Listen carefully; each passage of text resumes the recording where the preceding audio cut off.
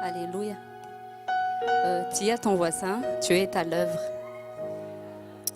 Je rends grâce à Dieu pour ce puissant témoignage. Et devant Dieu et devant l'Assemblée, t'autorise, nous te pardonnons. Et en tant que parent, un bon parent ne pourra jamais se mettre en colère envers ses enfants. Et nous vous aimons tous, qu'importe ce qui s'est passé avant. L'important, c'est que Dieu est à l'œuvre. Jésus est au contrôle. Alléluia. Et si nous sommes ici présents aujourd'hui, c'est que Dieu va faire de grandes choses. Je vous invite à vous lever. On va prier. Nous avons déjà été conduits par ses serviteurs à entrer dans sa présence. Préparons nos cœurs à travers cette chanson. La chanson dit que Jésus est la réponse à toutes choses. Jésus est la réponse à tous nos problèmes. Nous allons fermer les yeux et nous allons prier.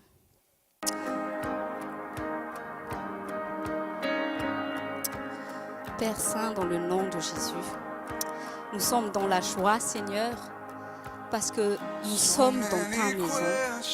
Nous sommes dans la joie, Seigneur, parce que tu as encore usé de grande grâce et de grande miséricorde envers chacun de nous. Seigneur, si nous sommes debout aujourd'hui, ensemble réunis en ton nom, Jésus, dans ta maison, ce n'est pas parce que nous le méritons. Ce n'est pas parce que nous avons été meilleurs, bons tous les jours. Mais nous sommes là, Seigneur, parce que tu nous aimes. Et parce que tu nous aimes, Seigneur, tu nous as corrigés, Seigneur. Merci, Seigneur, de ne pas avoir permis de nous avoir laissés loin, égarés, loin de ta volonté, loin de ta présence, loin de ton assistance. Seigneur, nous sommes vraiment dans la joie, reconnaissant, parce que nous savons, Seigneur, que tu es au contrôle. Seigneur, merci pour ta fidélité. Seigneur, qu'importe les problèmes que nous puissions traverser dans nos vies personnelles, dans le ministère, dans notre travail, nous savons une chose, tu es la réponse à tous nos problèmes, Jésus. Tu es même la réponse pour l'humanité, Seigneur. Et si nous sommes encore ici-bas, c'est parce que tu veux que nous te représentons, tu veux que nous soyons la réponse aussi pour les païens. Ce ministère est la réponse pour cette nation. Oh Dieu Tout-Puissant, nous acceptons d'être corrigés. Nous acceptons, Seigneur, que tu travailles sur nous parce que nous sommes un vase entre les mains de notre potier qui est toi, Père Céleste. Seigneur, nous voulons te représenter. Seigneur, nous voulons que nous soyons ta fierté sur terre, Seigneur. Et comme le prophète Ésaïe, Seigneur, nous disons, nous voilà, envoie-nous, Seigneur. Nous ne sommes pas là pour nous, Seigneur. Nous sommes là pour ton nom. Qu'importe que Satan a essayé de faire, nous te rendons gloire parce qu'il a été vaincu. Satan n'a pas réussi à tuer ce ministère. Satan ne réussira jamais à tuer ce ministère parce que tu es la réponse à tout, Seigneur Jésus. Parce que tu es le maître de ce ministère. Tu es au contrôle, Papa. Merci pour ta grâce, Seigneur. Ô Saint-Esprit, je te prie de visiter les cœurs aujourd'hui. Que nos cœurs, Seigneur, soient ouverts à ta parole. Seigneur, tu ne veux pas accuser tes enfants aujourd'hui à travers les prédications. Seul l'ennemi va être accusé aujourd'hui par ta parole de vérité. L'ennemi, le diable, sera accusé aujourd'hui. Mais nous, Seigneur, par ta grâce, nous sommes graciés, nous sommes justifiés, Seigneur. Et nous te rendons grâce. Merci pour ton amour, Seigneur, parce que tu ne nous as pas abandonnés. Seigneur, même si parfois nous t'avons abandonné, toi tu nous as jamais laissés. Seigneur, tu es comme ce Père, le Père du Fils prodigue. Tu nous as toujours attendus, Seigneur. Et ce Père n'a pas seulement attendu son Fils, il a intercédé pour que son Fils retrouve le chemin de la maison. Seigneur, si nous sommes aujourd'hui, un jour ou l'autre, nous avons tous été un fils prodigue. Merci Jésus parce que tu as intercédé au pied du Père Céleste afin que nous retrouvions ce chemin qui nous mène à la maison. Et ce chemin a été la correction. Seigneur, nous sommes heureux d'être présents ici aujourd'hui en ton nom, dans notre famille en Christ. Et je te bénis, Seigneur, pour cette assemblée. Je te bénis, Seigneur, pour chaque fils et chaque fille que tu nous as donné, Seigneur Dieu Tout-Puissant. Que ta grâce et ton amour, Seigneur, nous maintiennent jusqu'à ce que tu nous reprennes, Seigneur, à être tes côtés au ciel. Dans le nom de Jésus, j'ai prié. Amen. Vous pouvez vous asseoir. Dis à ton voisin, prépare-toi quelque chose de grand. Amen. Avant de commencer l'enseignement, je vais vous raconter un peu ce que mon mari et moi a vécu aujourd'hui. Et que même quand j'y repense encore, au-dedans de moi, j'ai des frissons partout. Et je comprends mieux pourquoi le Seigneur... Déjà, ça fait 1 an donc que le Seigneur nous a fait entrer dans l'école de prière. Au début, ça n'a pas du tout été prévu qu'il y ait une école de prière. Mais depuis longtemps, mon mari m'a toujours dit, tu sais que j'ai besoin de toi, tu sais que Dieu m'a mis dans ma vie pour vraiment, c'est quoi être un soutien dans le ministère? Tu n'es pas qu'une femme, tu n'es pas qu'une épouse, tu n'es pas qu'une mère. Mais Dieu t'a mis dans ma vie pour être un grand soutien pour le ministère. Et puis je me suis toujours dit, mais Seigneur, ça veut dire quoi? Ça veut dire quoi? Parce que quand il m'a dit déjà, bon, je vais être pasteur, j'ai dit, mais j'aime pas ça, je veux pas. Parce que moi, avant, je suis quelqu'un qui supporte pas trop les gens. Moi, j'aime être dans mon coin, je veux pas de problème. Quand on est trop rapproché avec les gens, il y a toujours des problèmes et j'aime pas ça du tout. Et quand Dieu me dit, non, tu sais, je vais t'appeler à être la mère de la foi en France. Mes parents de la foi m'ont toujours dit ça, j'ai toujours refusé. J'ai dit, mais avec le cœur que j'ai, c'est pas possible ça. Parce que moi, je ne me regardais pas à la manière comment Dieu m'a déjà vu. Moi, je me regardais à moi que j'étais dans le présent. Et j'avoue, j'ai dit, comment c'est possible ça? Parce que moi, j'ai dit, j'aime être seule. Bon, je ne veux pas trop de problèmes, pas de responsabilités. Je suis bien. J'ai dit, j'avais même déjà plusieurs fois dit au Seigneur, je ne peux pas être juste le peuple qui suit. Pourquoi? Moi, je ne veux pas être Moïse. Non, je ne veux pas parce que tu sais, Dieu, comment Moïse, c'était dur. Hein? Je dis ça à Dieu. Même Moïse a dit, c'est dur, mon Dieu. C'est quoi ce peuple? Il ne m'écoute pas. Je ne veux pas être irrité pour pécher contre toi, mais il m'irrite. J'ai dit, Seigneur, tu ne veux pas choisir quelqu'un d'autre? Et dans les moments de ma vie ou dans le ministère où vraiment je sentais que moi, à un moment, j'ai dit, je ne mérite pas l'appel que j'ai. Et à chaque fois que je pense à ça, Dieu fait intervenir toujours mes parents de la foi, ils nous appellent sur Skype. Et chaque fois, les choses qui sortent de leur bouche, ça dit toujours le contraire de ce que Satan veut me faire croire.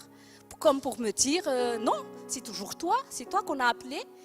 Et pendant 2 semaines, le Saint-Esprit m'a toujours mis dans mon cœur. Il y a cette parole que le Saint-Esprit m'a dit, ma grâce te suffit. Et là, Dieu m'a rappelé comme quoi vous avez... Si Dieu nous appelle, si Dieu nous a choisis, c'est pas parce qu'on est les meilleurs. Mettez ça vous dans la tête. C'est pas parce qu'on est les meilleurs. C'est pas parce qu'on a fait de bonnes choses. C'est pas parce qu'on a prouvé qu'on a fait quelque chose de bien. Mais Dieu nous a choisis par sa grâce. Et quand nous faisions confiance à sa grâce, c'est cette grâce même qui va nous rendre capables dans l'œuvre à laquelle Dieu nous a appelés. Ne vous regardez pas, ne laissez pas le diable vous faire croire le contraire et vous dire que non, l'esprit de culpabilité qui dit non, tu ne mérites pas. Non, franchement, je ne comprends pas pourquoi c'est toi que tu appelles. Si j'étais toi, laisse tomber. Regarde, tu t'en sors pas. Regarde, tu fais tout le contraire de ce que Dieu même veut que tu fasses. Et quand j'ai commencé à accepter, je dis, Seigneur, qu'est-ce que je peux faire alors pour aider cet homme? Parce que bon, je ne sais pas quoi faire. Et mon mari me disait toujours, rentre dans la prière. Prie pour moi. Tu sais, j'ai besoin de ta prière pour tenir debout face à l'ennemi. Parce que j'ai beaucoup d'ennemis. On a beaucoup d'ennemis. Quand Dieu nous appelle dans le ministère, sachez qu'il y a des ennemis qui veulent nous faire obstacle. Bon, j'ai dit, priez. Bon, je ne connais pas grand-chose de la prière. Mais bon, priez, ok, priez. Bon, je commençais à prier par-ci, par-là quand je suis à la maison. J'ai dit, bon, je me souviens un peu de mon mari. J'ai dit, bon, ça a commencé comme ça. Bon, Seigneur, il est au travail, bénis-le. Parce que je ne sais pas encore qu'est-ce qu'il faut que je prie pour lui. J'ai commencé. Bon, il est au travail, Jésus, bénis-le. Et pas à pas, j'avançais dans le ministère auprès de mon mari. Je commençais à dire, Seigneur, aide-moi. Qu'est-ce qu'il faut que je fasse? Je sais que je sais que tu veux que tu veux m'utiliser encore bien plus que cela. Bon, la prière, aide-moi, Seigneur. J'ai commencé à dire au Seigneur, ouvre mes yeux. Qu'est-ce que tu veux que je voie pour que je sois son aide? Dis-moi, qu'est-ce que je dois faire? Et bon, par la grâce de Dieu, une chose aussi que j'ai appris, c'est que tu es fidèle. Parce que pendant plusieurs années, le Satan essaie toujours de dire, vraiment quel infidèle tu fais à Dieu. Hein? Regarde, tu vas vraiment le contraire dans ce que Dieu veut que tu fasses. Mais là, j'ai compris que Dieu est fidèle. Dieu est patient, parce que l'amour est patient. Quand il t'a choisi, quand il t'a appelé, sa grâce va agir dans ta vie jusqu'à ce que tu sois sur la même ligne que Dieu. Dieu est patient, Jésus intercède pour nous, il est à genoux, toujours au pied du Père, pour dire non Père, non ne la laisse pas encore, ne le laisse pas encore, non Père, tu rappelles-toi que tu l'as appelé. Je prie Seigneur, je prie Papa pour que ma fille, mon fils retrouve sa destinée. Et bon voilà, j'ai obéi au Seigneur. La première, on sait tous que Tati Hortense, on sait tous qu'elle prie beaucoup pour l'Assemblée. Elle était une des personnes que tu as nommées qui prie beaucoup pour l'Assemblée, pour le ministère, pour les pasteurs. Bon, je n'avais pas encore rien entrepris, mais j'ai dit, après j'ai dit Seigneur, je vais t'obéir. Bon, je vais commencer par quoi alors? Comment je vais faire? Quand j'ai dit à Seigneur, je vais obéir, je n'avais aucune révélation des choses sur la prière, aucune. J'ai feuilleté quelques livres, mais vraiment minimes sur la prière, mais Dieu, le Saint-Esprit m'a toujours conduit à, je ne sais pas, mais je suis attirée à connaître l'histoire des hommes de réveil. Et j'ai commencé à chercher des témoignages sur la vie des personnes que Dieu a utilisées pour le réveil. Et les choses que j'ai remarquées, c'est que toutes ces personnes-là étaient des personnes de prière. Et à chaque fois, dans les témoignages, j'ai remarqué qu'ils se disent les plus grandes victoires commencent à genoux. Et puis, il y a des témoignages, par exemple, Charles Finet ou Spurgeon, où leur point commun, c'était la prière et une passion forte pour Dieu. Vous savez, on ne peut pas entrer dans une dévotion de prière si on n'a pas la passion de Dieu. Il faut que tu sois passionné de Dieu pour que tu le cherches vraiment dans ton endroit secret, à commencer à te mettre à genoux, vraiment là, il faut que ça commence dans la passion de Dieu. Et je pense que ce que Dieu attend des chrétiens dans ces derniers temps, c'est que nous soyons des passionnés, les gens. Il ne faut pas juste être des chrétiens qui viennent à l'église, hein, oui, comme ça, bon, oui, je suis engagé dans le service de l'église, mais demandez à Dieu de vous donner un cœur qui est passionné pour lui. Parce que la passion, il faut que Dieu devienne votre obsession. Il faut que Jésus devienne votre obsession. Si vous n'êtes pas encore à ce stade, ne vous culpabilisez pas, mais priez Dieu. Seigneur, je veux être obsédé par toi, je ne veux plus être obsédé par ce monde. Tu sais, quand tu es obsédé par Dieu, Satan ne peut pas t'obséder par les choses de ce monde. Il ne peut pas, par exemple, si tu es une personne qui a des difficultés, par exemple, envers les filles. Parce que, par exemple, tu es un homme qui est facilement obsessionnel quand tu vois une jeune fille, par exemple. Mets-toi juste à genoux et dis-lui, j'ai un problème, papa. J'ai un problème, Jésus.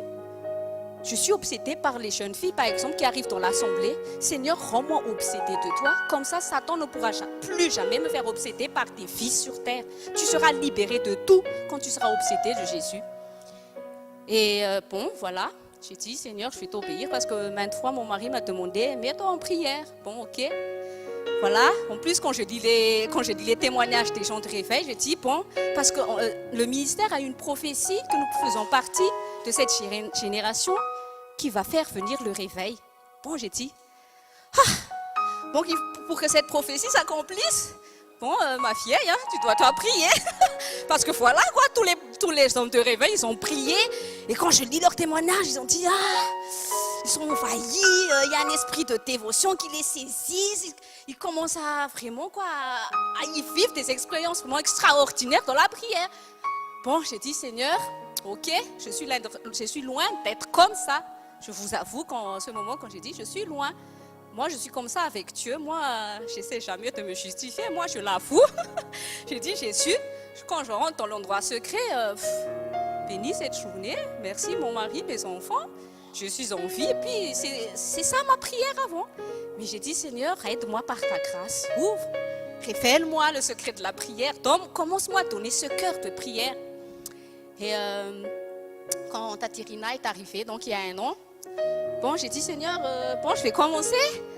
Dis-moi à quelle personne, je vais d'abord commencer je vais chercher une amie qui va, pour commencer dans l'obéissance. Donc j'ai dit, je vais commencer comme ça. Bon, il y a Tatirina qui arrive, elle ne travaille pas encore. J'ai dit, ok Seigneur, je vais la prendre. On va commencer comme ça. Hein? Oui, elle habite à côté. Il y a quelqu'un avec qui je peux commencer. Bon, j'ai commencé à faire les partages de prière avec Tatirina, sans pour autant que Dieu allait nous conduire dans une école de prière. Puis ça a commencé. Moi-même, je me suis étonnée. Waouh!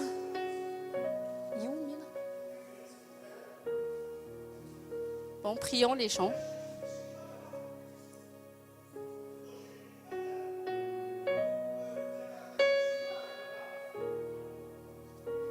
Fafa, mon nom va intercession. Hein.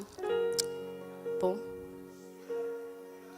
Tsy faly Satana araka ny zavatra raha afaka misy mitraduire parce que mbola eo izy tsina dia tsy tahiteny frantsay raha afaka misy mitraduire ny tonton Jean-Luc azafady mandra-pandehan'ny le rangahy fotsiny tiako tenenanareo hoe tsy faly Satana tena tsy faly izy fa ty ministère ty hiditra amin'ny zavatra tena goavana dia toy izy koa moa le vavolombelona mahafahako mampiditra anareo an'le zavatra niainanay androany dia nandeha moa ny fotoana dia za nanomboka gaga hoe ve ny resaka vavaka misy révélation be da be ohatr'izany na masoko ary nanomboka ny sokatra dia manomboka nampianarin'Andriamanitra me mahita ny fomba fiadiny devoly manomboka mehitako daholo dia manomboka développer be ny fomba discernement ny esprit rehefa mahita olona ray anaty assemblée dia tonga dia misy zavatra hoe misy esprit ohatr'izao ty dia misy taona mivadiko tsy tonga dia mahatsapa eo mivadiko miressentir fa izy tsy mahafantatra l'izy précisément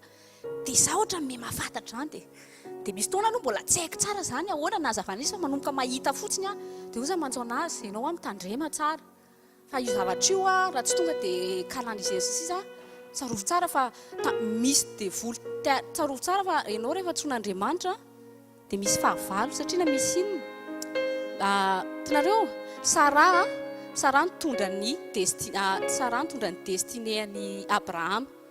Dia hitanareo natonga ny Agara nitsangana fahavalon'ny Sara satria natiany Satana vonoina le destiné any Abraham tao amin'ny Sara. Dia hitanareo Jesosy rehefa tonga bevoky Maria dia iza seka navonoiny Maria sy ny zazakely. Dia iza natsangan'Andriamanitra Josefa tsisy idira mihitsy hoe dadan'i Jesosy satria tsisy idirany semence any Joseph fa mihitsy fa ina ny antom-pisian'ny ministèren'i Joseph ny antom-pisian'ny ministèren'i Joseph dia hiaro an'i Jesosy mba tonga le ministèren'i Jesosy ho tanteraka. Dia tsika zavatra nampianaran'Andriamanitra dia izao ministère mivavaka dia miaro mba tonga an'izay fahavalo seka te hamonany Maria sy Jesosy izay tsy ho tanteraka. Tsarovo tsara fa ianao rehefa miditra anatin'ny sitrapon'Andriamanitra tsy faly Satana ary te hamonana ny destinéna ministère anankiray ary ny olona voalohany vizeny Satana mpanompon'Andriamanitra.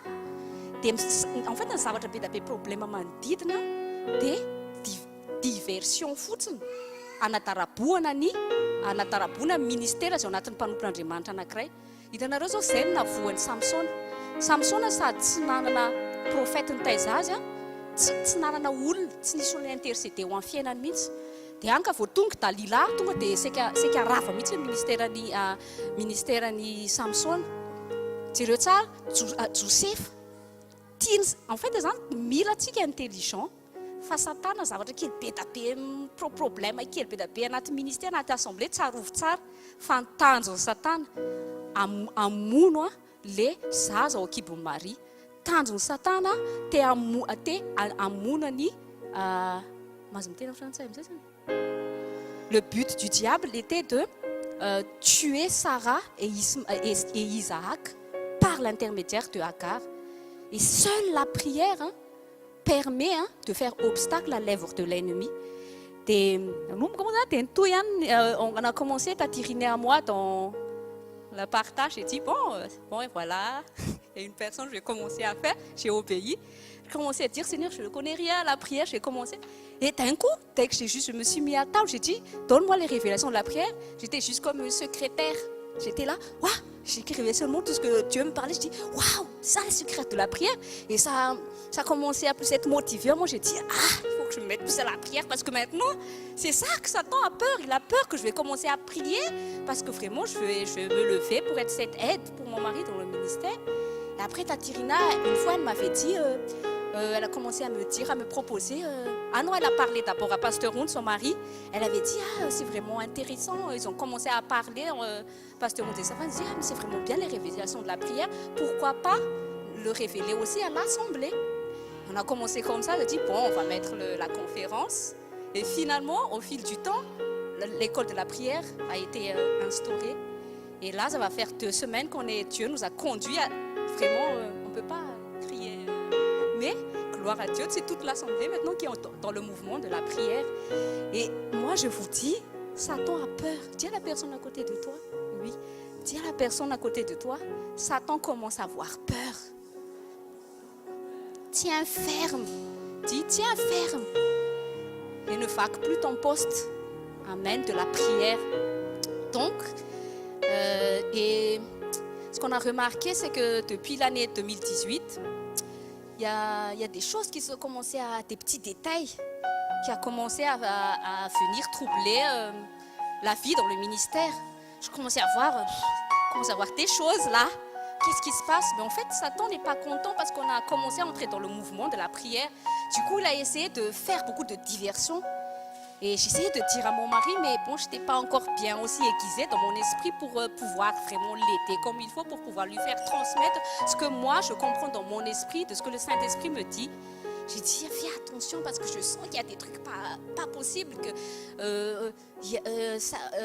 Satan a commencé à entrer dans le ministère, il faut faire attention, mais il faut qu'on prie, on demande à Dieu qu'est-ce qu'il faut qu'on fasse. Et en fait, le but de Satan, c'était de vraiment détruire le ministère. Il a commencé à s'initier un peu par-ci, par-là, quoi.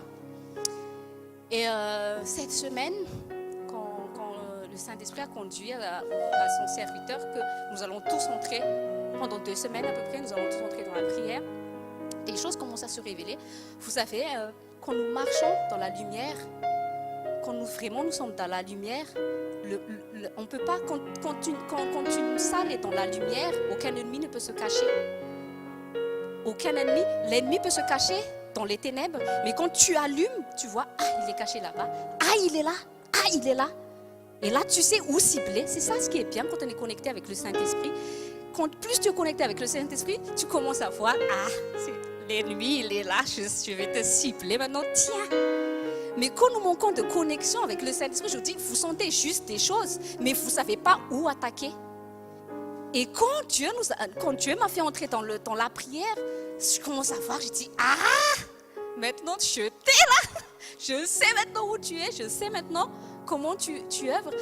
Pour ceux qui n'ont pas écouté l'école de prière jeudi, je vous invite vraiment à écouter.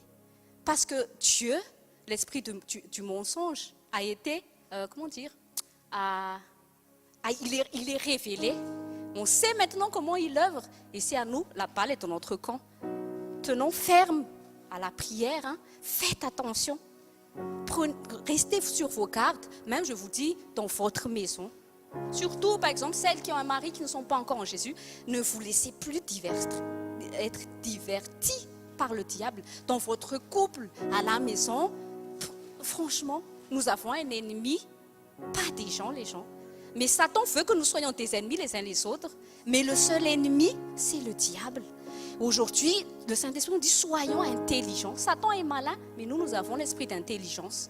Et ne vous laissez plus manipuler par le diable, parce que ce ministère, je vais vous conduire maintenant jusqu'à la mamie, là, je vous dis, Dieu va faire de grandes choses. Et s'il vous plaît, faisez partie de ce mouvement. Soyez heureux que Dieu vous ait choisi, qu'il vous a choisi pour faire partie de son mouvement. Et donc, quand je me suis dit, j'ai dit, c'est surtout pendant ces 2 semaines, j'ai dit, je vois maintenant l'esprit qui a commencé à entrer dans l'année 2018. J'ai dit, c'était à cause de ça, tout ce train-là. Maintenant, je sais. Parce qu'au début, il était un. Après, il est 2. Il a donné des enfants, des petits-enfants dans le ministère, mais on ne les voit pas. Mais par la grâce de Dieu, cette semaine, j'ai dit à mon mari, maintenant je sais. Et je lui ai expliqué. Et c'est la première fois aussi où j'ai vraiment su l'expliquer. Maintenant, c'est quoi? Maintenant, je comprends mieux c'est quoi l'onction du prophète. Je ne suis pas encore prophète, hein. Soyons clairs. Ne venez pas me voir, me demander qu'est-ce que Dieu a dit. Non, je ne suis pas encore à ce stade-là, mais Dieu commence à m'apprendre c'est comment discerner les esprits. C'est quoi l'œuvre des esprits? J'ai dit à mon mari, parce que même dans notre couple, il a vraiment fait des dégâts, mais Dieu est fidèle. Et j'ai dit à mon mari, voilà, et ça, c'est comme ça qu'il est entré, c'est comme ça maintenant qu'il faut le cibler, tout et tout. Il a dit, waouh, merci Seigneur. Et ça nous a encouragés à plus prier ensemble, plus nous agenouiller pour le ministère, pour les brebis et tout. Et par la grâce de Dieu, beaucoup de choses se sont réglées cette semaine. Et maintenant, je vais en venir au témoignage. Donc, il y avait cette mamie Rousseau qui était présente quand Pat Massaro était venu. La dernière fois qui était présent. Vous vous rappelez peut-être quand Pat Massaro était venu ici, il y avait une vieille dame et que quand il a imposé les mains, elle était en train de rigoler et tout. Et puis je crois que Pat Massaro avait dit il y a une joie, une force dans cette femme. En fait, c'était la dame qui était venue ici. Et elle a commencé à appeler mon mari pendant la semaine et hier, et elle a dit qu'elle voulait nous voir. Bon. Moi, je me suis dit, c'est une âme à sauver. Je ne sais pas, Saint-Esprit, comment tu as fait pour que cette femme connaisse le ministère. Mais mon mari a tout de suite dit, oui, on va te voir. Parce qu'elle avait dit qu'elle voulait carrément venir à l'assemblée. Mais mon mari a dit, il faut mieux qu'on vous rende visite d'abord. Parce que c'est une vieille dame, elle a 80 ans. Et elle habite juste pas loin d'ici, même pas 5 minutes. Pas même 5 minutes d'ici, hein, les champs. Regardez comment Dieu est à l'heure, depuis je ne sais pas combien de temps Dieu ça fait qu'on devait implanter déjà le ministère donc, dans cette ville. Surtout pour une raison, à cause de cette dame-là. Elle vit dans une maison de retraite pas loin d'ici. Et même elle ne se rappelle pas de nous quand elle était venue ici. Donc. Mais elle nous a commencé à raconter son témoignage. En fait, son témoignage, on va l'inviter une prochaine fois. Elle va raconter son histoire. En fait, cette vieille dame faisait partie de ces personnes que Dieu a utilisées dans le réveil de l'histoire de la France il y a 40 ans, cette dame-là. Elle nous a raconté comment comment elle a vécu le réveil pendant sa génération. Elle a vu des miracles et vous savez quoi, Dieu l'a utilisée être une interprète. Quand il y a des serviteurs de Dieu des États-Unis qui venaient en France, c'était toujours elle était toujours connectée avec ces serviteurs-là. C'est comme Chaussy. Et elle a commencé à raconter son témoignage qu'elle était juive. Son papa était juif et que quand elle avait 3 ans, elle l'a cachée justement parce qu'elle était juive et que sa vie était un peu vacillée par-ci par-là. Elle était d'origine catholique. Mais elle va vous raconter les détails après. Mais bon, je vais essayer de résumer. Et après moi, quand elle commençait à raconter, vous savez, elle est déjà âgée. Elle fait quand elle raconte, elle raconte des noms que elle ne se souvient pas. J'ai dit, mais Seigneur, qu'est-ce que ça veut dire tout ça? Bon, déjà, ce n'est pas une âme à sauver parce qu'apparemment, c'est une femme qui a vécu le réveil. Donc, je ne suis pas là pour lui prêcher Jésus.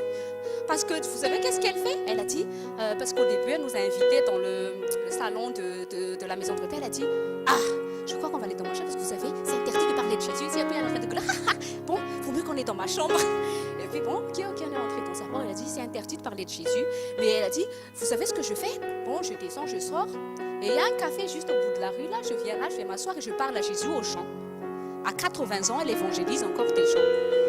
Et surtout, elle évangélise les musulmans. Bon, dis à la personne à côté de toi, il n'est pas trop tard pour toi. Hein? Parce qu'une vieille dame qui pousse son truc là, elle ose prêcher Jésus. Hein? Oui, avec son truc là. Mais c'est pour ça que Paul dit peut-être que notre extérieur se détériore, mais notre intérieur, lui, se fortifie de jour en jour. Et moi, je dis, Seigneur, je vais être comme cette dame-là, si tu me donnes la grâce de vieillir encore longtemps sur terre, parce que je sois un instrument comme ça qui parle, qui ose parler de toi à tout le monde. Alors, je dis, mais Seigneur, mais qu'est-ce qu'on fait là alors? Parce que celle-là, elle te connaît. Donc, qu'est-ce qu'on va? Elle a commencé ensuite. Bon. Elle a commencé à dire, bon, ouais, et tout, elle racontait sa vie, quoi, c'est une mamie, quoi. Elle montre les photos et tout. Moi, à l'intérieur de moi, je suis très impostée. Mais qu'est-ce que je fais là, Jésus? Explique-moi. Bon, finalement, elle est arrivée. D'un coup, tout de suite, elle dit, vous savez, j'ai un serviteur de Dieu qui fait un suivi de sa vie spirituelle. Mais ce serviteur de Dieu-là n'est pas en Île-de-France. Du coup, ils ne sont connectés que par téléphone. Et quand elle a été transférée dans la maison de retraite où elle est, ce serviteur de Dieu lui a dit que ne bouge pas de chez toi. Il a dit, de toute façon, Dieu te parle, mais le Saint-Esprit me dit que ce n'est pas le moment pour toi que tu cherches une église, parce que très peu des églises en France sont fiables. C'est ce que Jésus lui a dit à cet homme-là. Et bon, du coup, elle a obéi à Dieu. Bon, Seigneur, ok, je reste là, tu me parles, j'attends tes directives. Et il n'y a même pas une semaine, le même serviteur de Dieu lui a appelé. Et puis Dieu lui a dit, lui a fait dire à Mamie Rousseau, il est temps maintenant que tu te réinsères dans une assemblée, parce que je t'ai trouvé une église fiable. Mais c'est tout ce que le monsieur a dit. Et il n'y a pas de hasard avec Dieu. Il y a combien de temps? Comment on l'a rencontré, José? Et il y a 8 jours, d'une circonstance vraiment non planifiée, parce qu'elle a commencé à dire à Dieu, bon d'accord, j'accepte. Et elle a rencontré Josie. Et tout de suite, Josie lui a dit, ah, il y a une église pas loin de chez toi, voilà le numéro du pasteur. Et tout de suite, il a appelé pasteur Tommy. Et c'est ce qu'elle nous a dit, les gens, que très peu d'églises en France sont fiables. Et dis à la personne à côté de toi, tu es au bon endroit. Amen. C'est pas pour dire qu'on est les meilleurs, hein, mais c'est pour ça que Dieu nous fait entrer dans la prière. Il faut faire très attention. Nous devons demander à Dieu tous les jours cet esprit de discernement. Et c'était quoi la leçon que Dieu nous a appris dans l'école de prière? Maintenant, nous devons apprendre à reconnaître l'esprit du père du mensonge. Parce que comment le père du mensonge œuvre? Il ne décline pas tout de suite la vérité, hein, mais il commence à manipuler la vérité. Et si tu n'es pas connecté avec Dieu, si tu n'es pas connecté avec l'esprit de vérité, pour un rien, même tu peux me dire, tu es né de nouveau depuis 40 ans, je viens à l'église depuis 50 ans, je suis baptisé, pasteur et tout.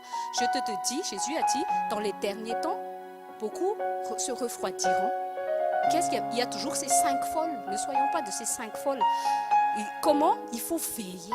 C'est quoi veiller? Prier les gens. Soyez en connexion avec Dieu. C'est pour ça que dans HVK Mission, on nous ramène toujours à venir à la prière. Oui, nous sommes bénis, c'est bien. Oui, nous voyons, c'est très bien. Mais soyons ancrés et focalisés sur Jésus. Soyons ancrés sur la parole de Dieu. Nous vivons dans un monde rempli de diversification, de divertissement. Et si nous sommes mal connectés avec Dieu, nous sommes facilement, je vous dis vraiment, facilement manipulés par le diable. Et donc Dieu, mon mari et moi, quand on est sortis de notre rencontre avec cette mamie-là, on a dit Seigneur, merci parce que tu es fidèle. Et il y avait un jour, on était allé à un mariage.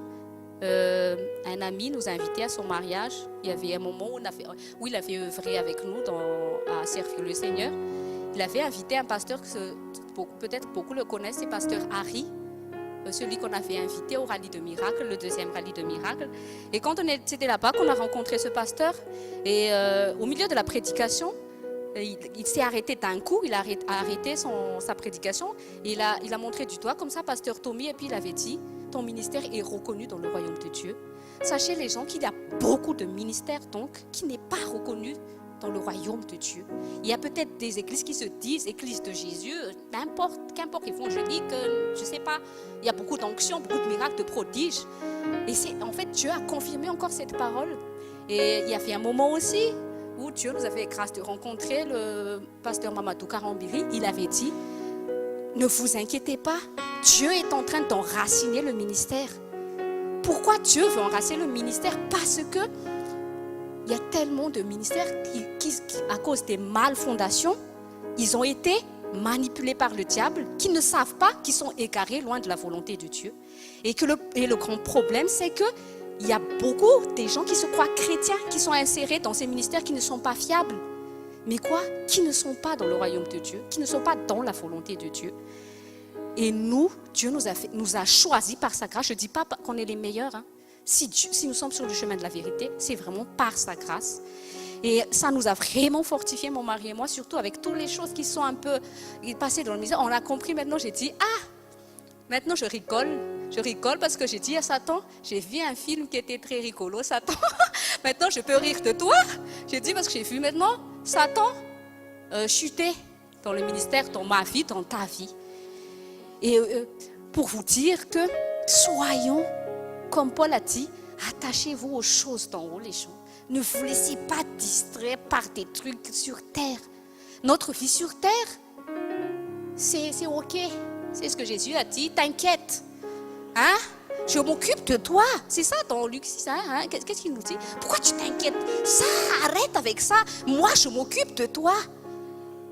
Mais concentre-toi sur mon royaume. Concentre-toi sur ma volonté. Toi, arrête. Si je vais t'utiliser sur terre, tu crois que je vais mal m'occuper de toi? Comment tu peux faire mon œuvre si je te traite mal ou... Hein? C'est logique ou pas? Mais Satan veut toujours nous dire, non, viens. La gravité, redescend sur terre. C'est ce que les gens vous disent souvent, redescend sur terre. Mais Paul, il dit, attache-toi aux choses d'en haut. Amen. Et arrêtez, ne laissez plus Satan vous... Tous ces diversifications, dès qu'il y a des petits troubles dans votre vie, agenouillez-vous. Et dis, Saint-Esprit, révèle-moi, qu'est-ce que Satan encore essaie de faire?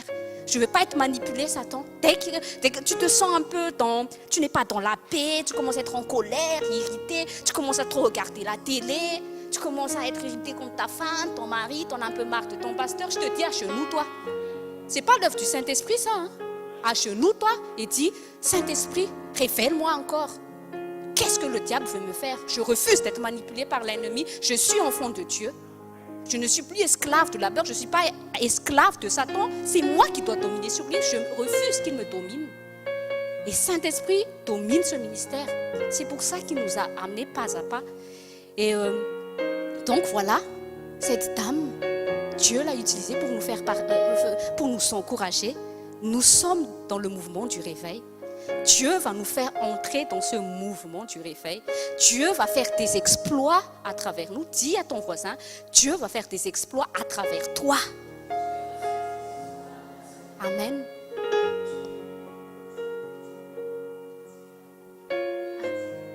Oui, et dans la voiture, quand mon mari a commencé à me parler, le Saint-Esprit lui a dit, cette mamie-là, elle ne va pas rester longtemps.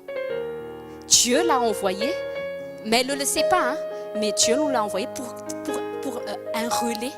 Elle va nous transmettre quelque chose. Et nous faisons partie de notre génération qui va vivre le dernier réveil. Et Dieu confirme ce qu'il nous avait dit quand mon mari et moi on s'est mariés. Pasteur Otto a dit, Dieu vous envoyez pour la France et l'Europe. Il avait dit, ne vous inquiétez de rien. Et là, qu'est-ce qui se passe? Bon, Pasteur Ound et sa femme font partie. On l'encourage. J'encourage vraiment Pasteur Ound et sa femme que vous êtes dans le bon mouvement, qui sont dans le mouvement du Saint-Esprit.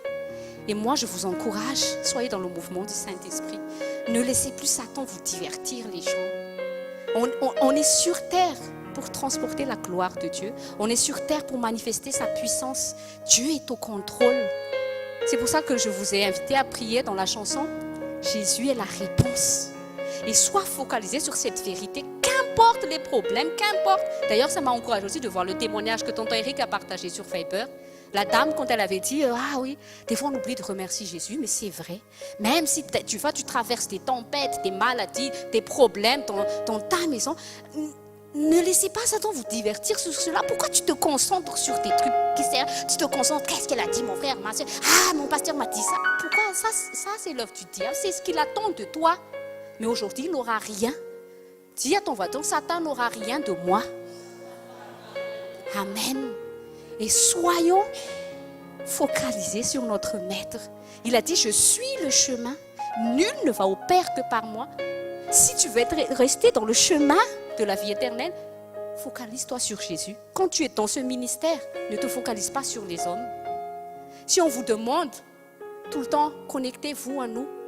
Pourquoi Dieu veut que nous soyons connectés? Et je vous invite encore à écouter l'école de prière jeudi. Parce que la manière comment Satan veut déconnecter son peuple de Dieu, il commence d'abord à les déconnecter de ses serviteurs. il commence à semer la zizanie entre le pasteur et les brebis de Jésus. C'est comme ça qu'il œuvre. Et qu'est-ce qu'il veut faire à travers ça? Je vous ai dit, le Saint-Esprit nous a appris que comment Satan opère la destruction, c'est toujours en détruisant d'abord les relations. Et comment Satan opère pour détruire les relations? Comment s'interpréter la vérité? Comment on ne se comprend plus? Chaque fois que tu me parles, j'ai l'impression que... En fait, c'est l'esprit du mensonge. Il veut t'accuser toi à sa place. C'est lui, quand tu entends tes prédications de correction, c'est pas toi que le Saint-Esprit va accuser, c'est l'esprit du mensonge. C'est cet esprit qui essaie de te dominer que la vérité accuse. C'est pour te dire, pour réveiller l'esprit du Fils qui est en toi. Et réveille-toi, tu n'es plus sous son emprise. Regarde ce qu'il est en train de te faire. C'est lui qu'on accuse là, c'est pas toi. C'est pas pour que tu sois coupable, c'est lui le coupable. Nous avons été graciés par Jésus. Donc soyons intelligents aujourd'hui. Refusez toute œuvre de Satan qui essaie de nous séparer. Et on vous dit tout le temps, c'est pas pour vous. Je ne vais pas être grossière comme le monde. Mais si on vous dit tout le temps, soyez connectés à nous. D'ailleurs, il y en a beaucoup qui peuvent témoigner aujourd'hui. Je rends grâce à Dieu vraiment parce que Dieu est au contrôle. Il y a beaucoup de nos fils et nos filles qui se sont un peu éloignés de nous, mais je rends grâce à Dieu parce que le Saint-Esprit a opéré dans nos cœurs. Et ça, il y a beaucoup de choses qui sont réglées. Et il y avait même une qui avait dit, je me sens bien dès que je suis reconnectée avec vous. Il y a un jour, Tati Tina m'avait dit, quand elle me parle, elle dit, je ne sais pas pourquoi je ressens ça, mais quand je te parle avec toi, je suis envahie comme... Il y a une paix qui m'envahit. Ce n'est pas moi, mais c'est ça ce que Dieu nous dit. Soyons connectés afin que le mouvement du Saint-Esprit peut se mouver dans l'assemblée. Et chaque fois que nous nous déconnectons, c'est pour ça qu'on vous dit, faites tout pour venir aux écoles. On ne se voit pas pendant 7 jours, pendant 6 jours dans la semaine. Et l'ennemi est à l'heure pendant ces 6 jours. Et le peu de moments qu'on peut se réunir en assemblée les samedis, les gens, c'est pas pour vous énerver, parce qu'on a tous des choses importantes à faire. Mais c'est pas pour vous embêter. Non, c'est pour que nous tombions plus sous l'emprise de l'ennemi. Il y a des secrets spirituels que nous devons obéir et accepter si nous voulons que le Saint-Esprit œuvre dans nos vies. Et comme dans une famille, s'il n'y a pas de connexion, s'il n'y a pas de communication, c'est pas normal. Et vous savez, c'est pour ça qu'il y a des enfants qui n'aiment pas être chez eux. Pourquoi? C'est l'œuvre de l'ennemi, c'est pour détruire les familles. C'est pour mentir aux enfants. Non, ça, c'est pas ta maison, c'est pas ton père, c'est ta mère. C'est mieux à dehors. C'est pas normal que le couple ne se parle pas. Et qu'est-ce qui se passe, comme je vous dis, quand vous vous disputez, vous vous donnez le dos, c'est Satan qui murmure à madame, c'est Satan qui murmure à monsieur. Et quand vous vous levez le matin, vous ne comprenez plus. Oui, mais moi, non, tais-toi. C'est ça l'œuvre du diable, apporter des séparations pour détruire les maisons. Mais gloire à Dieu, je répète encore, merci Jésus, Satan a été vaincu dans cette maison de Dieu. Amen. Et moi, je vois aussi la chute de Satan dans vos vies. Amen. Et sachez que mon mari et moi, personne n'est notre ennemi dans cette assemblée. Que ce soit clair, Satan, aucun n'est notre ennemi. Même si ça vous est arrivé de passer un peu mal de moi, c'est pas grave, ok? Moi aussi, je suis là, c'est par sa grâce. Ça m'est arrivé aussi de penser mal de mes parents, mais parce qu'ils m'ont aimé, parce qu'ils m'ont supporté dans la prière, notre relation, c'est comme ça. Et moi, je dis, Satan, tu ne m'auras jamais plus. Qu'importe que Satan essaie de me faire voir, peut-être que des fois, on n'est pas toujours parfait, parce que nous aussi, on apprend comme vous, on est conduit par la grâce, on n'est pas meilleur que vous. C'est ce que je répète toujours, si je suis sur cette chair, sachez que j'ai refusé cette chair combien d'années. Mais si je suis là, c'est pour obéir à la grâce de Dieu. C'est tout, c'est tout. Si on vous corrige, ce n'est pas par notre autorité qu'on veut régler vos petites vies ou qu'on veut entrer carrément sous votre couette pour vous dire, mais qu'est-ce qu'ils font là? Non, on est là pour obéir à Dieu, c'est tout. Il y a une parole que j'ai que cette semaine que j'ai reçue de Dieu dans Proverbe, je ne sais plus c'est quoi le verset, mais dans le Proverbe, il dit, connais mes brebis. Nous avons la responsabilité de vous connaître. Quand on vous dit, dès qu'il y a des petits problèmes, dites-nous, pour que Satan ne vienne pas signifier, à interpréter ensemble. Voilà, pasteur a dit, psaume, je vais le lire. Psaume, excusez-moi, Proverbe 27, 23. C'est ça? Au nom de Jésus, connais bien chacune de tes brebis, donne des soins à tes troupeaux. Ézéchiel.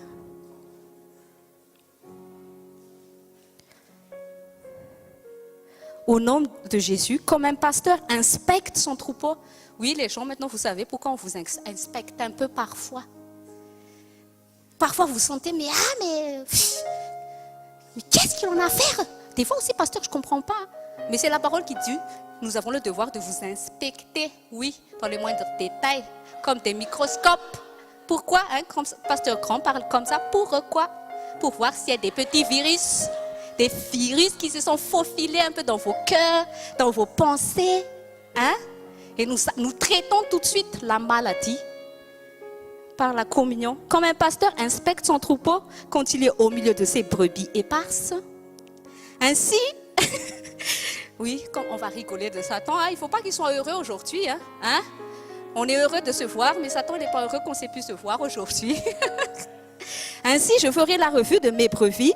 Je les recueillerai de tous les lieux où elles ont été dispersées au jour des nuages et de l'obscurité. C'est pour ça que je vous rappelle toujours, notre but, c'est d'être main dans la main afin que nous arrivions au ciel. Moi, je ne veux pas te caresser juste pour te faire plaisir parce que tu es un peu fâché contre moi. Je vais dire, ok, je te comprends, d'accord, on va laisser comme ça. Je ne peux pas laisser passer si je vois que tu n'es pas sur le bon chemin. Parce que moi, je veux t'amener au ciel. Moi, je veux nous voir aller au ciel. Et je veux nous voir emmener des gens au ciel. N'est-ce pas?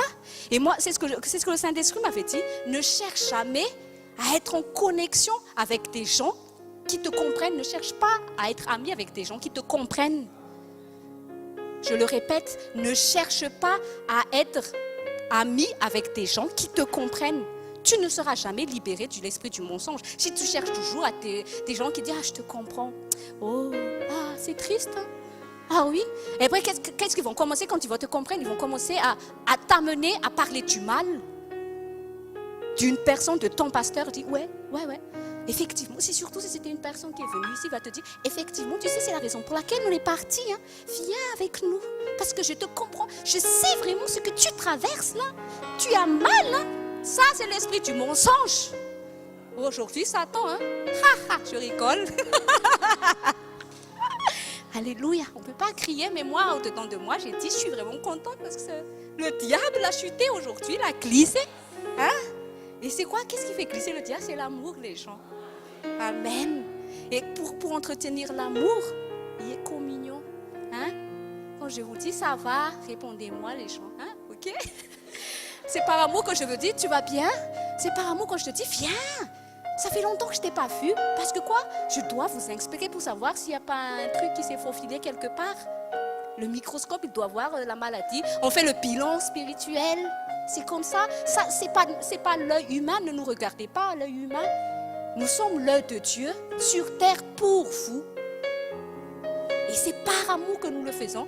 Si un docteur voit, quand il voit un bilan, il dit, celui-là, il y a un gros virus qui va l'attaquer. Et tu crois qu'il ne va pas convoquer la personne pour lui dire que tu as un virus?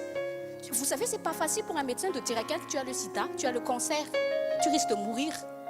Mais ce qui est bien avec Jésus, c'est que si Jésus sait te dire, c'est quoi la maladie, il a un traitement infaillible.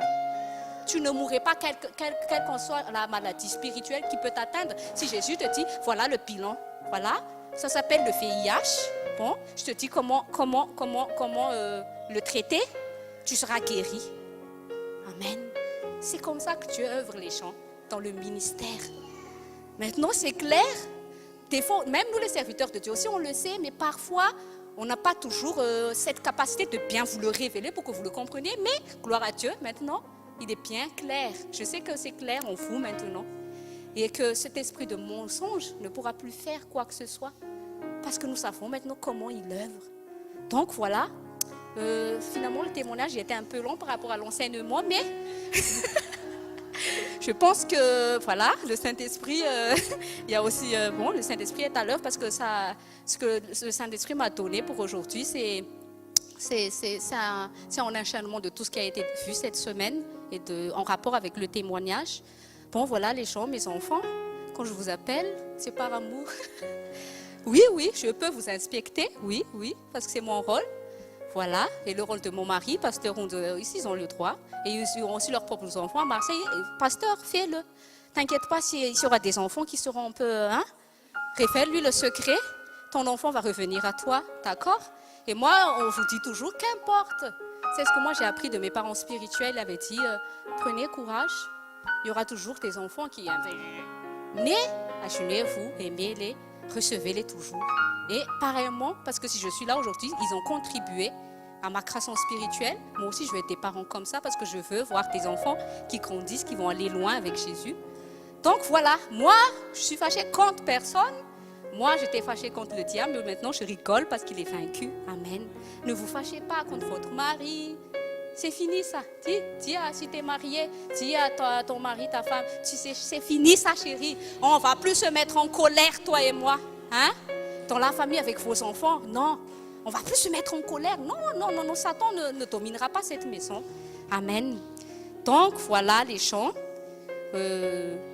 Et Mamie Rousseau, donc elle sera présente la semaine prochaine quand Dr Johan sera là. On prie pour que Dieu se révèle parce que si elle était habituée à connecter avec des serviteurs américains, il n'y a pas d'hasard qu'elle soit connectée à nous avant que Dr Johan arrive. Dr Johan vient des États-Unis. Dieu va dire à la personne à côté de toi, Dieu va faire de grandes choses. C'est pour ça que Satan te fait des obstacles tout le temps. Vous savez, il travaille dur, hein? Mais on va lui dire, travaille dur, tu n'arriveras à rien. Mais toi et moi, on travaille dans la grâce pour arriver à beaucoup de choses. Amen. Donc, on va quand même, parce qu'il est 16h54, j'ai encore du temps. Je vais quand même, amen, continuer l'enseignement que le Saint-Esprit m'a révélé pour vous aujourd'hui. Et j'insiste les gens. Ne ratez pas l'école de prière parce que c'est très important. L'école de prière sert à nous ouvrir les yeux spirituels, nos oreilles spirituelles, tous nos sens spirituels. Et prenez courage. Si le serviteur de Dieu vous dit réveillez-vous à 2h50, nous entrons, nous accordons à entrer dans quelque chose de glorieux avec le Saint-Esprit. Si tu n'as pas réussi hier, ce n'est pas grave, mais ne laisse pas Satan te décourager. Ne laisse pas l'encourager. Tu dis, Satan, tu as encore été vaincu. Il y a un autre jour aujourd'hui. Je mets mon réveil.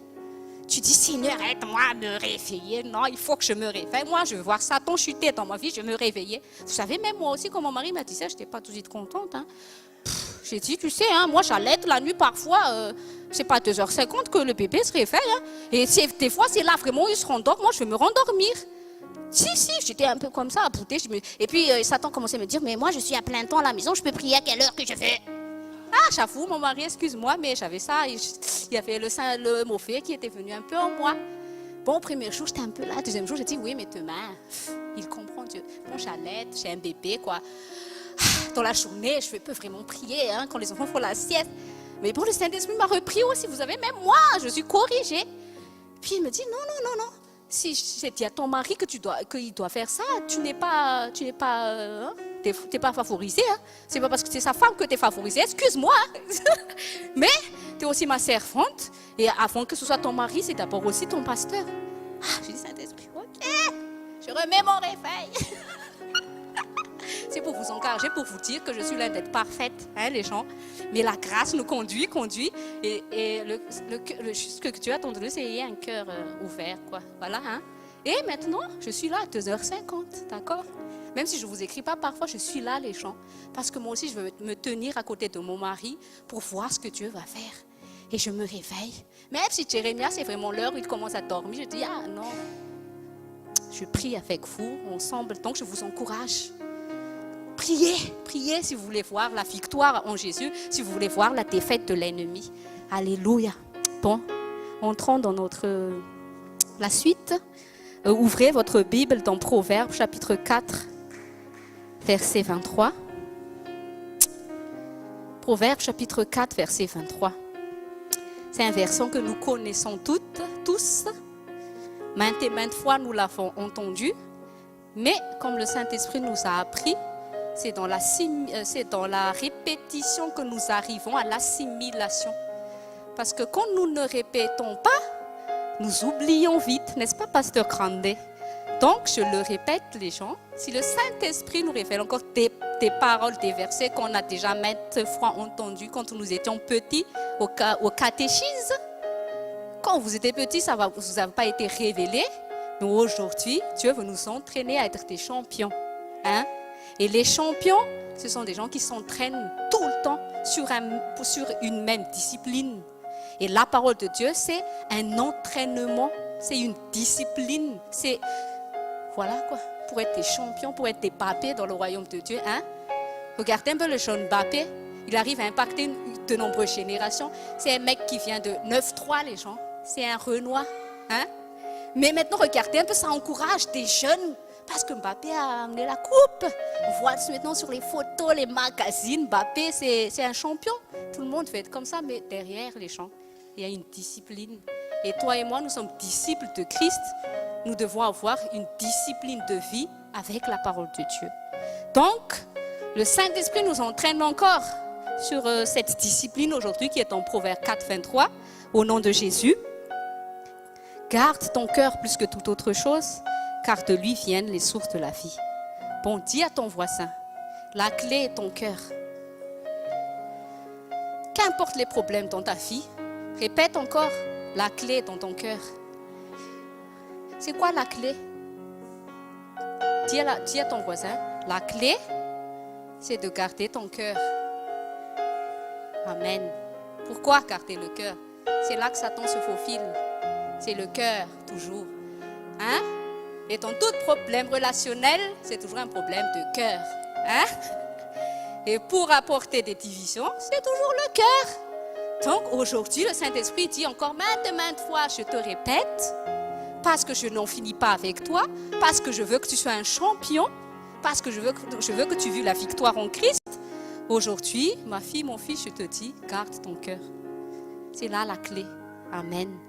Et Dieu dit, c'est dans ton cœur, c'est là où il case les sources pour que tu puisses t'en sortir. Et qu'est-ce que Dieu nous a dit à travers Pasteur Rodolphe pour la deuxième moitié de l'année? Il avait dit, le Saint-Esprit va œuvrer rapidement et le Saint-Esprit va réaliser les désirs de notre cœur. C'est dire à la personne à côté de toi, c'est le cœur encore. Si tu veux voir tes désirs se réaliser, et là je ne parle pas des désirs qui viennent d'un cœur charnel, hein, parce que ce n'est pas que Dieu te dise, je vais réaliser tout ce que tu veux, tu vas t'agenouiller et te dire, bon, moi ce que je désire maintenant, papa, parce que tu m'as dit ça, bon, je vais avoir une Ferrari. Bon, oui, il peut te le donner, mais explique-moi où ça va te mener. Ça va pas te mener au ciel pour pouvoir voir Paul et Abraham. Oui, ça peut te mener sur l'autoroute, tu fais... Mais en plus, ça ne va pas te mener loin parce que c'est limité à combien ici, là? Donc, tu ne peux pas aller loin. Si ça peut rouler à 300 km/h, moi, je te dis, bon, tu peux rouler à 110 km/h, ça ne te mènera nulle part. Donc, oui, s'il peut te donner ça, ce n'est pas ça ce que Dieu veut. Qu'est-ce que Dieu veut? Nous allons le voir. C'est un cœur qui est comme lui. C'est un cœur à travers lequel il va pouvoir réaliser ses propres désirs. Et nous sommes ses fils et ses filles. Et nous sommes sur terre pour être l'instrument de Dieu afin qu'il puisse réaliser ses désirs pour la terre. C'est pour ça que Jésus est venu sur terre. Je suis là pour faire ce que mon Père veut. Et c'est quoi ce que mon Père veut? Sauver des âmes. Et le Père aussi, nous sommes ses fils comme Jésus a été sur terre. Et vous savez, quand le Père a présenté Jésus aux gens, il avait dit, celui-ci est mon fils bien-aimé, écoutez-le. Ayons ce défi personnel autour de nous. Satan, moi je suis sur terre pour être la fierté de Dieu. Lève-toi tous les matins, dis je suis sur terre pour être la fierté de Dieu. Pas pour être la fierté de Pasteur Tommy ou Pasteur Myrine ou Pasteur Rouge, non. Premièrement pour être la fierté de Dieu, pour être le bien-aimé de Dieu. Pour quoi? Afin que Dieu puisse faire des choses sur la terre à travers toi et moi. Donc voilà, le Saint-Esprit nous dit, prenons dans Psaume 37, 4. Psaume. D'ailleurs, Satan a encore essayé, vous savez, là. Normalement, on ne devait pas être ici.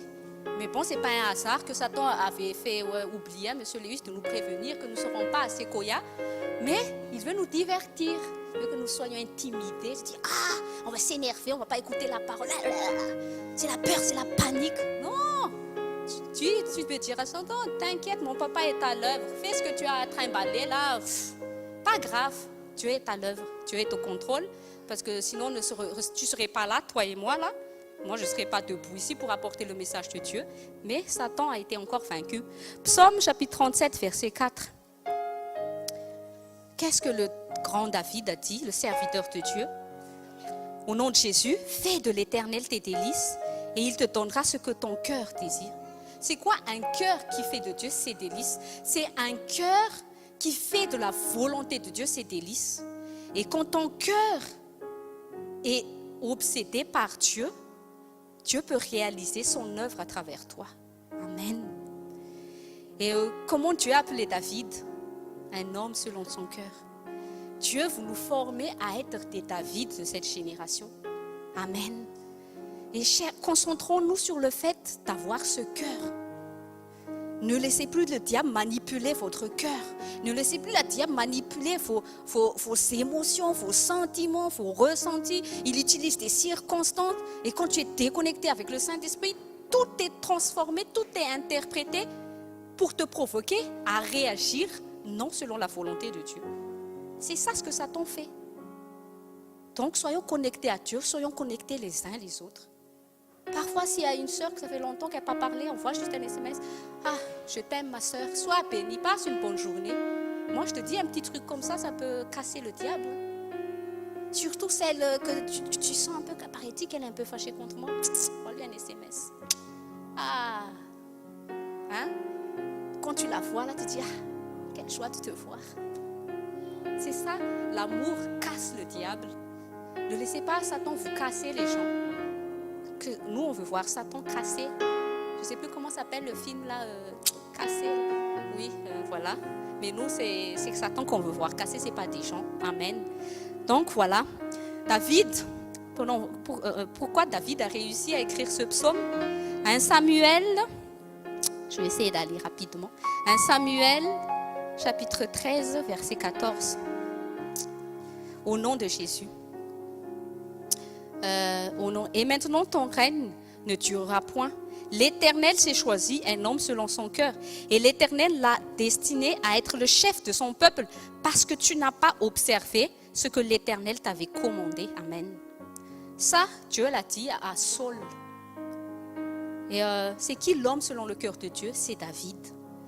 Les gens, n'imitez pas Saul. Cherchons à être cet homme et cette femme selon le cœur de Dieu. Et je vous invite à méditer l'histoire de David. Pourquoi Dieu a dit David est un homme selon mon cœur? Vous savez, ces deux hommes ont eu une même destinée. Dieu avait prévu la même chose pour ces deux hommes. Il a d'abord appelé Saul. Saul était déjà avec un grand bagage. C'était un fils de... Je crois que c'était d'une famille riche, quoi. Hein? C'était quelqu'un de... C'était un soldat... Bon, quand on le voyait, sûrement le peuple d'Israël, quand il l'a vu, il s'est dit oui, c'est normal qu'il est roi. Hein? Et c'est ça le problème de Saul. Il s'est mis sur ses capacités naturelles.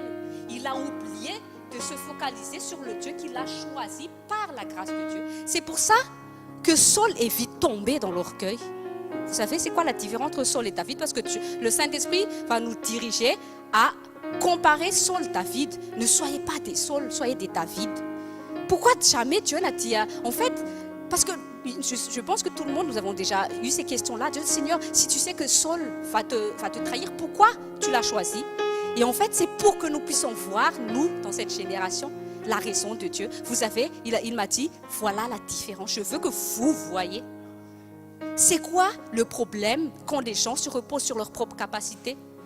Dieu ne nous choisit pas parce qu'on est capable. Hein? Non, non, non. Dieu ne cherche pas des gens capables. Dieu recherche des gens disponibles. Et Dieu rend capables les gens qui seront disponibles pour lui. C'est ça que Dieu recherche. Et Dieu recherche des cœurs.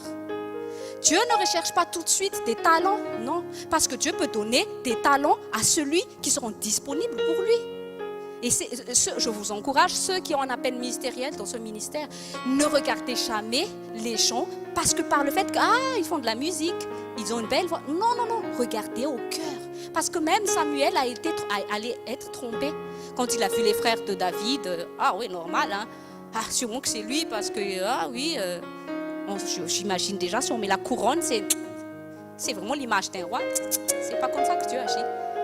Regardez au cœur les gens. Quand tu regardes une personne, regarde toujours à son cœur. Jeune homme, ne sois pas pressé à regarder à une fille par son visage. Parce que tu sais, hein, une fille, même les plus moches, hein, on peut toujours rendre jolie une fille. Par tes rouges à lèvres. On peut relooker. Mais l'âme, seul Jésus peut relooker son âme. Donc, jeune garçon, jeune fille, ne regarde pas parce qu'il a une belle voiture. Ou quand il arrive, il dégage tout de suite. Ah, je tombe là.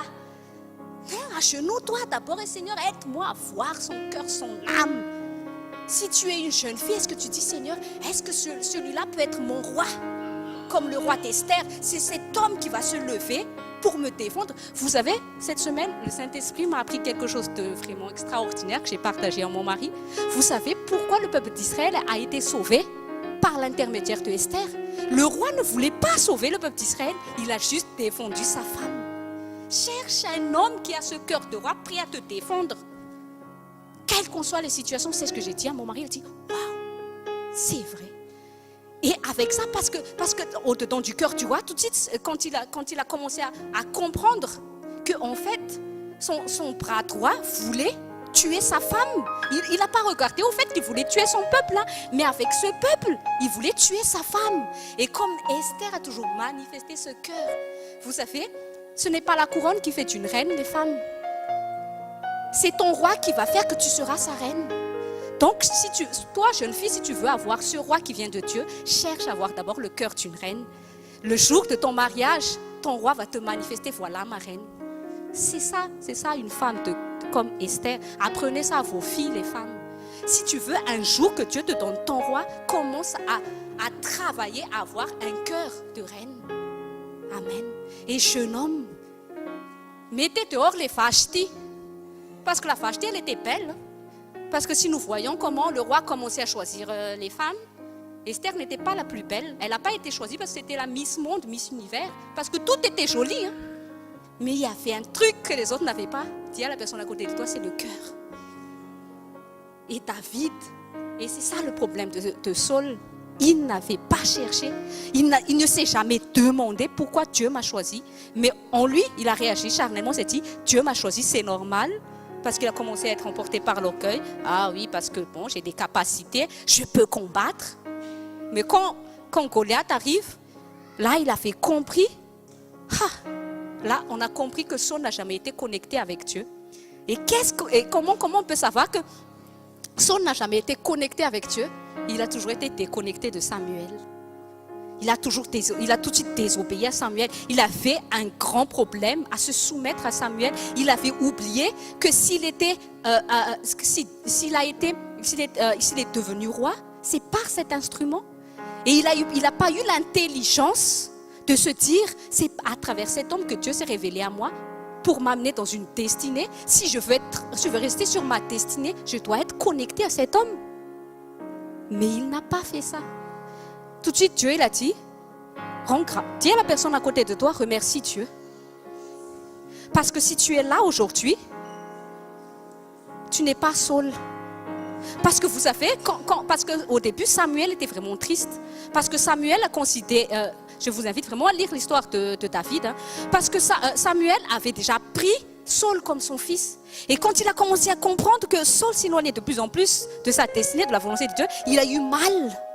Sa nature naturelle, en tant que père naturel, il voulait insister, il a pleuré pour Saul. Mais un jour, Dieu a dit, arrête de pleurer pour Saul.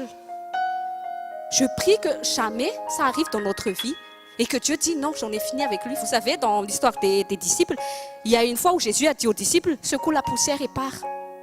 Quand Dieu commence à faire ça, Dieu ne veut plus continuer avec toi. Mais nous, si nous sommes là, si nous sommes dans ce message, Dieu veut encore continuer avec toi et moi. Amen. Mais quand il a dit à Saul, parce que moi quand j'ai lu ce verset, j'ai dit mais c'est méchant quand même Seigneur, comment? J'ai dit non Seigneur, Dieu m'a dit, moi, ne mélange pas mon amour pur avec l'amour sentimental. Moi, mon amour est saint. Mon amour est conduit dans ma volonté. Parce que c'est ça, l'amour est toujours en accord à la volonté de Dieu. Dieu a voulu dire à Samuel, mon amour n'agit pas, ne peut pas être ami avec le mal, ne peut pas être ami avec le péché. Mon amour, la personne qui reçoit mon amour saint, c'est la personne qui accepte de marcher dans mes saintes écritures, à marcher dans la sainteté. Et c'est pour ça que Dieu a commencé à dire à Saul, Non, non, non, c'est plus lui, la personne selon mon cœur, je vais te le montrer. Et c'est David.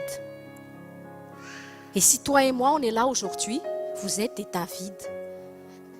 Soyez ancrés sur le fait d'être des David et non des Saul. Remercie Seigneur. Comme moi j'ai entendu ce matin, j'ai dit Seigneur, merci.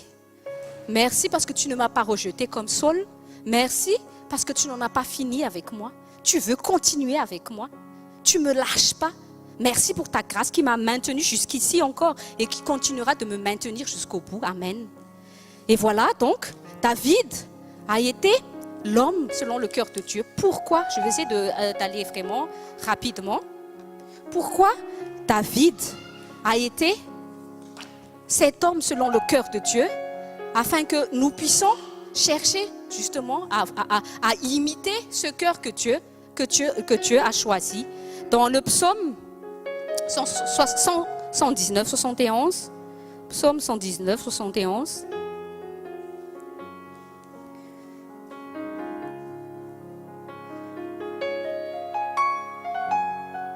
Au nom de Jésus, la parole de Dieu dit, il m'est bon d'être humilié afin que j'apprenne tes statuts.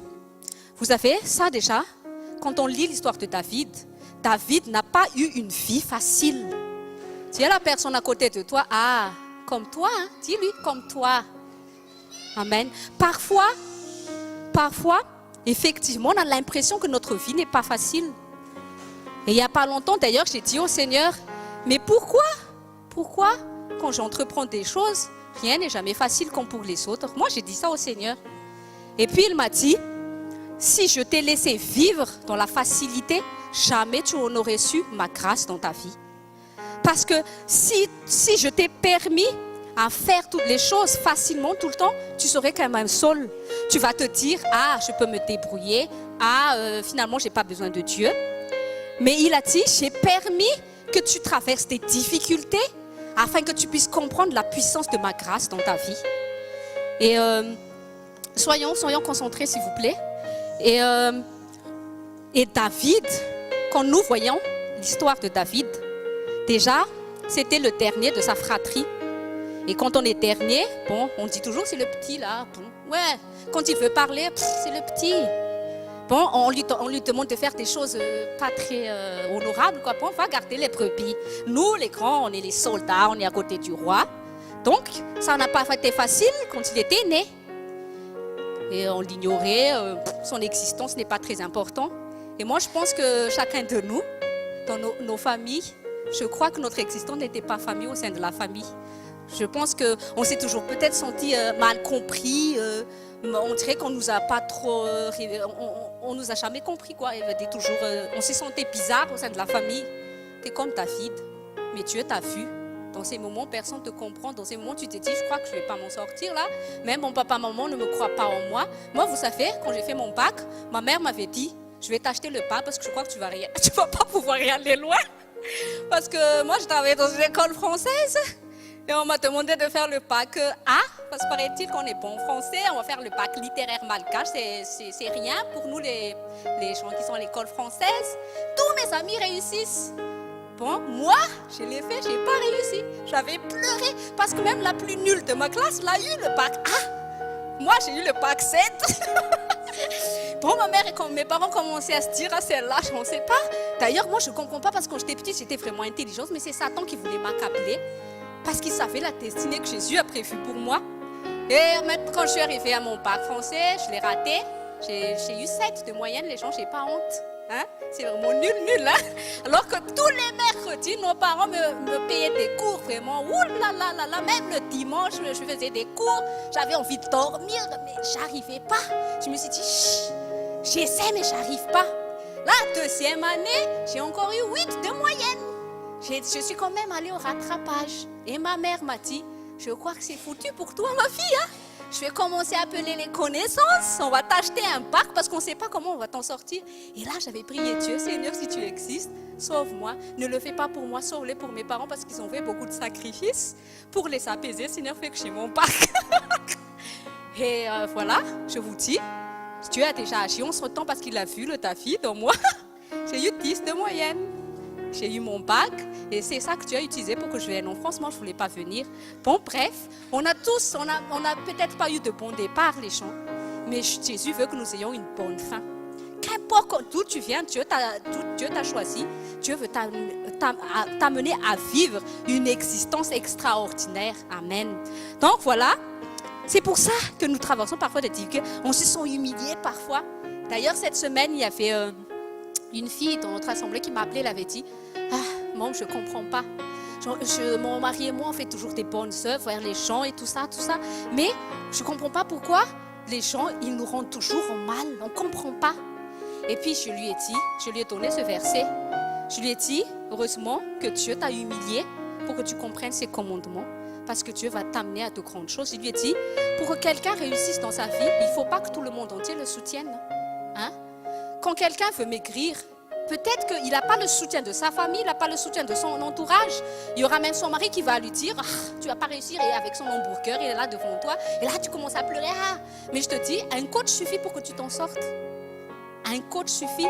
Et comment vas-tu t'en sortir? Tu ne te focalises qu'à écouter ce coach parce que cette personne-là va t'amener à ton objectif. Repère les personnes, ces coachs que Dieu a mis dans ta vie. Focalise-toi à rester en contact avec ces bonnes personnes. Écoute ces personnes-là. Tu vas aller loin avec Dieu dans ta destinée.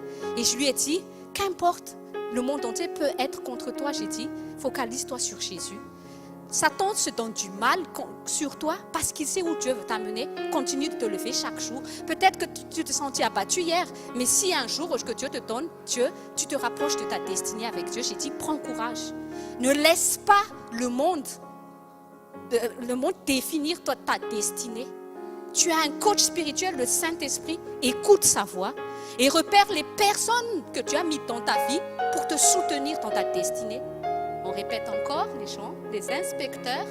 Soyez connectés avec vos inspecteurs. Si tu veux aller loin, ne sois pas l'ennemi des inspecteurs. Amen, alléluia. Donc voilà, David, on a vu, connecté avec Samuel, connecté avec Jonathan. Il est arrivé à sa destinée. Deux personnes qui ont eu une même destinée, l'un a échoué. Maintenant, vous savez pourquoi il a échoué. L'autre y est arrivé. Maintenant, vous savez pourquoi il est arrivé. 1 Samuel, je fais vite. 1 Samuel, chapitre, parce qu'on va encore faire la fête aujourd'hui, parce qu'on va honorer des serviteurs vraiment extraordinaires de Dieu.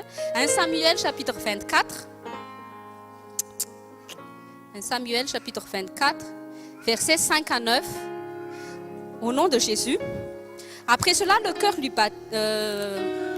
Après cela, au verset 4, selon les versions de la Bible, 1 Samuel chapitre 24, verset 5 à 9, au nom de Jésus, les gens de David lui dirent, voici le jour où l'Éternel te dit, je livre ton ennemi entre tes mains, traite-le comme bon te semblera. David se leva et coupa doucement le pan du manteau de Saul. Après cela, le cœur lui battit. Le cœur lui battit parce qu'il avait coupé le pan du manteau de Saul. Et il dit à ses gens que l'Éternel me garde de commettre contre mon Seigneur, loin de l'Éternel, une action telle que de porter ma main sur lui, car il est loin de l'Éternel. Par ces paroles, David arrêta ses gens et les empêcha de se jeter sur Saul. Puis Saul se leva pour sortir de la caverne et continua son chemin. Après cela, David se leva et sortit de la caverne. Il se mit alors à crier après Saul, « Ô roi mon Seigneur !» Saul regardait derrière lui et David s'inclina le visage contre terre et se prosterna. David dit à Saul, pourquoi écoutes-tu les propos des gens qui disent, voici David cherche ton malheur, amen. Donc voilà, comme Saul a pris le chemin contraire à Dieu, le mal a commencé à posséder son cœur. C'est quoi un cœur qui n'est pas selon Dieu? Un cœur qui n'est pas selon Dieu, c'est un cœur qui est jaloux. Et je crois que dans nos vies, on a tous ces personnes qui ne nous aiment pas, c'est l'esprit de Satan qui est jaloux de notre destinée. Et c'est quoi l'homme selon le cœur de Dieu? Comment tu dois réagir selon ces personnes qui ne t'aiment pas? En fait, c'est Satan qui est jaloux de toi. Et la crainte de Dieu, un homme selon le cœur de Dieu, c'est celui qui craint Dieu.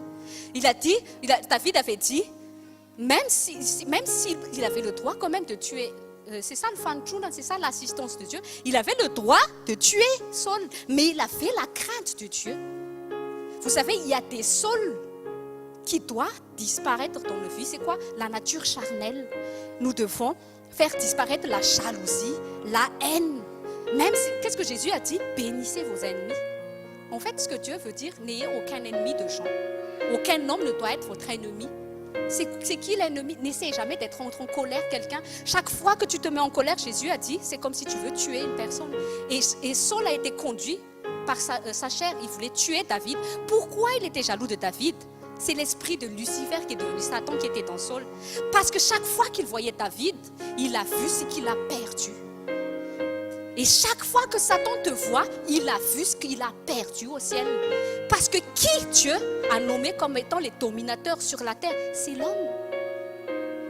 Qu'est-ce que Jésus a dit? Je vous donne le pouvoir. Satan a perdu tout ça, mais toi et moi, nous avons hérité tout ce qu'il a perdu. Maintenant, soyons intelligents. Ne soyons plus des Sauls. Qu'est-ce qu'il veut faire? Il veut atteindre ton cœur.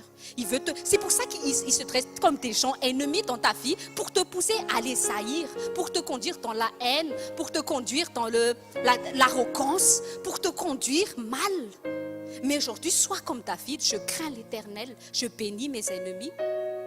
Les ennemis, les gens qui se traitent comme mon ennemi, je les bénis. Je vais continuer à les aimer, je vais continuer à prier pour eux. Je suis un David, je ne suis pas un Saul. Je ne suis pas l'héritier de Satan, je suis l'héritier de Dieu en Christ. Amen. Voilà donc une chose que nous devons avoir si nous voulons être une personne selon Dieu. Donc par exemple un verset dans Matthieu chapitre 5 verset 22. Vite, au nom de Jésus. Mais moi je vous dis que quiconque se met en colère contre son frère mérite d'être puni par les juges. Que celui qui dira à son frère Raka mérite d'être puni par le Sanhédrin et que celui qui dira insensé mérite d'être puni par le feu de la guerre.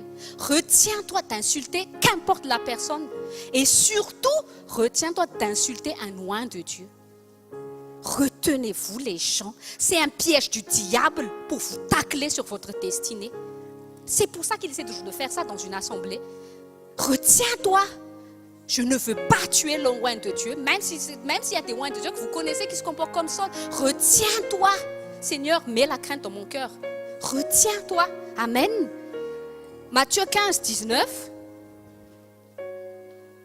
Bon, je pense que si je ne finis pas, je vais continuer l'esprit et vie. Mais voilà, je mets déjà sur le finon. Matthieu chapitre 15, verset 19. Au nom de Jésus, car c'est du cœur que viennent les mauvaises pensées. C'est pour ça que nous devons garder notre cœur. Satan veut mettre des mauvaises pensées dans notre cœur. Parce que qu'est-ce que la parole de Dieu dit? Nous sommes ce que nous pensons. Il commence à attaquer dans le cœur pour que nous agissons, non selon l'esprit de vérité, mais par l'esprit du mensonge. Fais insérer la mauvaise pensée. C'est où Jésus a dit, c'est de là que viennent les meurtres, les adultères. Ça arrive dans une assemblée, les gens. C'est pour ça qu'on veut être des inspecteurs. Qu'importe les relations ici, je dis pourquoi on fait des inspecteurs pour éviter à ce que l'esprit d'adultère vous saisisse. Parce que pour un rien, c'est ce que j'ai dit à Tati Francia cette semaine, tu sais, hein, le diable n'attend pas qu'une porte s'ouvre. Une fissure lui suffit pour faire des dégâts. Vous savez, dans un grand bâtisse, dès qu'il y a une fissure, c'est que la fondation est mauvaise. Un petit choc peut faire tout, écrouler une maison. Et si tu n'ouvres pas ton cœur à la volonté de Dieu, si tu n'ouvres pas ton cœur à la correction comme tu as autorisé de témoigner, Satan n'attend pas que tu ouvres la porte, il défonce la porte que tu as refusé d'ouvrir à Jésus. C'est ce qu'il fait.